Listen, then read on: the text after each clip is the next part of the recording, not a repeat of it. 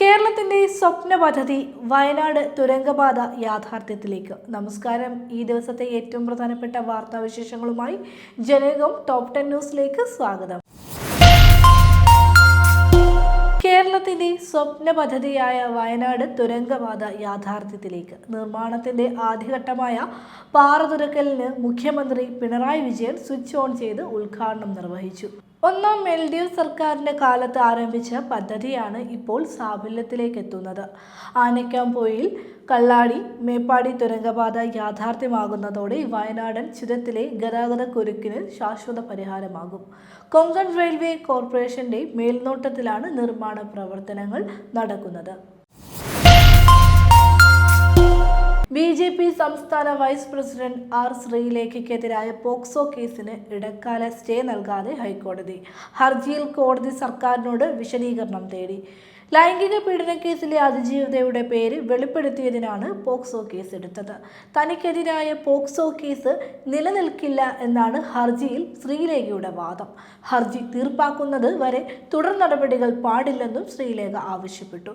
കിളിരൂർ, കവിയൂർ, പെരുമ്പാവൂർ പീഡനക്കേസുകളിലെ ഇരകളുടെ പേര് വിവരങ്ങൾ ഉൾപ്പെടെ തന്റെ യൂട്യൂബ് ചാനലിലൂടെ പരസ്യപ്പെടുത്തിയതിനാണ് ശ്രീലേഖയ്ക്കെതിരെ കേസെടുത്തിരിക്കുന്നത്. KSRTC ബിസിനസ് ക്ലാസ് ബസ്സുകൾ ഉടൻ സർവീസ് ആരംഭിക്കുമെന്ന് മന്ത്രി KB Ganesh Kumar. Pantry, toilet സൗകര്യങ്ങളോട് കൂടിയ ബസ്സുകളായിരിക്കും ബിസിനസ് ക്ലാസ്സിൽ വരികയെന്നും മന്ത്രി പറഞ്ഞു. തിരുവനന്തപുരം കൊച്ചി റൂട്ടിൽ സർവീസ് നടത്തുന്ന ബസ്സിൽ ടിക്കറ്റ് റിസർവ് ചെയ്യുന്നതിനോടൊപ്പം തന്നെ യാത്രക്കാർക്ക് ഭക്ഷണവും ബുക്ക് ചെയ്യാനുള്ള സൗകര്യമുണ്ടാകുമെന്നും മന്ത്രി അറിയിച്ചു. ഡ്രൈവർക്ക് പുറമെ ഒരു ഹോസ്റ്റസ് മാത്രമായിരിക്കും ജീവനക്കാരായി ബസ്സിൽ ഉണ്ടാവുകയെന്നും അദ്ദേഹം കൂട്ടിച്ചേർത്തു. അമേരിക്കയുടെ സൈനിക കേന്ദ്രം ലക്ഷ്യമിട്ട് ഇറാൻ സൈനിക നീക്കങ്ങൾ ആരംഭിച്ചതിനെ തുടർന്ന് ഗൾഫ് രാജ്യങ്ങളിൽ പ്രവാസികൾ നേരിടുന്ന പ്രതിസന്ധികളിൽ അടിയന്തര ഇടപെടൽ ആവശ്യപ്പെട്ട് പ്രധാനമന്ത്രി നരേന്ദ്രമോദിക്ക് മുഖ്യമന്ത്രി പിണറായി വിജയൻ കത്തയച്ചു. ഗൾഫ് രാജ്യങ്ങളിൽ നിന്നും ഇന്ത്യയിലേക്കുള്ള വിമാന സർവീസുകളുടെ കുറവ് മൂലം ആയിരക്കണക്കിന് മലയാളികൾ ഉൾപ്പെടെയുള്ള ഇന്ത്യക്കാർ അവിടെ കുടുങ്ങിക്കിടക്കുന്ന സാഹചര്യം അങ്ങേയറ്റം ആശങ്കാജനകമാണെന്ന് മുഖ്യമന്ത്രി ഫേസ്ബുക്കിൽ പങ്കുവച്ച കുറിപ്പിൽ പറയുന്നു. ഇറാൻ മുൻ പരമോന്നത നേതാവ് ആയത്തുള്ള അലി ഖമനേയിയുടെ ഭൂഗർഭ ബങ്കർ തകർത്ത് ഇസ്രയേൽ. ഇന്ന് രാവിലെയാണ് ബങ്കർ തകർത്തത്. ബങ്കർ തകർക്കാനായി 50 യുദ്ധവിമാനങ്ങൾ അയച്ചെന്നും 100 ബോംബുകൾ വർഷിച്ചെന്നും IDF. ആക്രമണത്തിൽ ടെഹ്റാനിലെ ബങ്കർ പൂർണ്ണമായും തകർത്തതായി IDF അധികൃതർ പറഞ്ഞു. 2025 സിവിൽ സർവീസ് ഫലം പ്രഖ്യാപിച്ചു. അനുജ് അഗ്നിഹോത്രിക്ക് 1ാം റാങ്ക്, രാജേശ്വരി സുവൈക് 2ാം റാങ്ക് നേടി, അഗൻഷിദൽ 3ാം റാങ്ക് നേടി. ആദ്യ 10ൽ മലയാളികളില്ല. മലയാളിയായ S. ശ്രുതി 18ാം റാങ്ക് നേടി. മലയാളിയായ സിദ്ധാർത്ഥ M. ജോയ് 271ാം റാങ്കും നേടി. കേരള അഡ്മിനിസ്ട്രേറ്റീവ് സർവീസിൽ സിദ്ധാർത്ഥ് 2ാം റാങ്ക് നേടിയിരുന്നു. 958 പേർ സിവിൽ സർവീസ് യോഗ്യത നേടി. 180 പേർ IAS, 55 പേർ IFS, 150 പേർ IPS നേടി.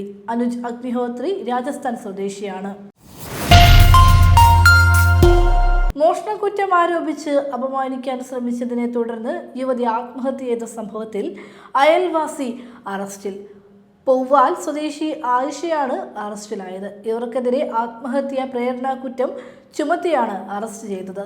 മരിച്ച ജസീലയുടെ സുഹൃത്ത് അഫ്രീദിന്റെ മാതാവാണിവർ. അഫ്രീദ് കേസിലെ മറ്റൊരു പ്രതിയാണ്. ജസീല സുഹൃത്തിന് നൽകിയ 2.5 പവൻ സ്വർണം കൊടുത്തത് തിരിച്ചു ചോദിച്ചപ്പോഴാണ് മോഷണക്കുറ്റം ആരോപിച്ചതെന്നും ജസീലയുടെ മാതാവ് മുംതാസ് പറഞ്ഞു.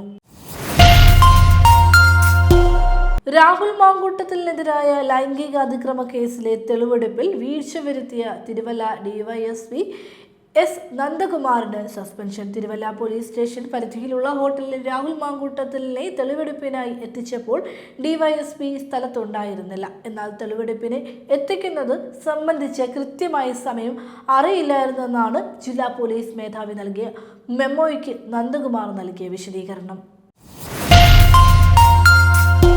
ഓപ്പറേഷൻ സൈ ഹണ്ടിന്റെ ഭാഗമായി കണ്ണൂർ സിറ്റി പോലീസ് പരിധിയിൽ വ്യാപക പരിശോധന നടത്തി. 24 പേരെ അറസ്റ്റ് ചെയ്തു, 14 പേരെ റിമാൻഡ് ചെയ്തു. ഇന്ത്യയിലെ വിവിധ സംസ്ഥാനങ്ങളിൽ രജിസ്റ്റർ ചെയ്ത സൈബർ തട്ടിപ്പ് കേസുമായി ബന്ധപ്പെട്ട് സൈബർ തട്ടിപ്പുകൾക്ക് വേണ്ടി അക്കൗണ്ട് എടുത്തു നൽകിയവരെയും ഇത്തരത്തിലുള്ള തട്ടിപ്പിൽപ്പെട്ട് പണം ATM വഴിയും ചെക്ക് വഴിയും പിൻവലിച്ചവരെയും കേന്ദ്രീകരിച്ചാണ് സംസ്ഥാനം വ്യാപകമായി ഓപ്പറേഷൻ സൈ ഹണ്ട് എന്ന പേരിൽ പരിശോധന നടത്തിയത്. മമ്മൂട്ടിയും മോഹൻലാലും പ്രധാന കഥാപാത്രങ്ങളായി എത്തുന്ന മഹേഷ് നാരായണൻ സംവിധാനം ചെയ്യുന്ന ബിഗ് ബജറ്റ് ചിത്രം പേട്രിയറ്റ് റിലീസിനെ ചൊല്ലി തർക്കം. ചിത്രത്തിന്റെ നിർമ്മാതാക്കളും തിയേറ്റർ ഉടമകളും തമ്മിലാണ് തർക്കം. നിർമ്മാതാക്കൾ തിയേറ്റർ വിഹിതം കൂട്ടിച്ചോദിച്ചതാണ് തിയേറ്റർ ഉടമകളുടെ സംഘടനയായ ഫിയോക്കിനെ ചൊടിപ്പിച്ചത്. ആദ്യ 2 ആഴ്ചയും 60% തിയേറ്റർ വിഹിതം വേണമെന്ന നിർമ്മാതാക്കളുടെ ആവശ്യം അംഗീകരിക്കാൻ കഴിയില്ലെന്ന നിലപാടിലാണ് തിയേറ്റർ ഉടമകൾ. ജനയുഗം ടോപ്പ് 10 ന്യൂസിലൂടെ വീണ്ടും കാണാം. കൂടുതൽ വാർത്തകൾക്കും വിശേഷങ്ങൾക്കുമായി ജനയുഗം വെബ്സൈറ്റ്, യൂട്യൂബ് ചാനലുകൾ സന്ദർശിക്കുക.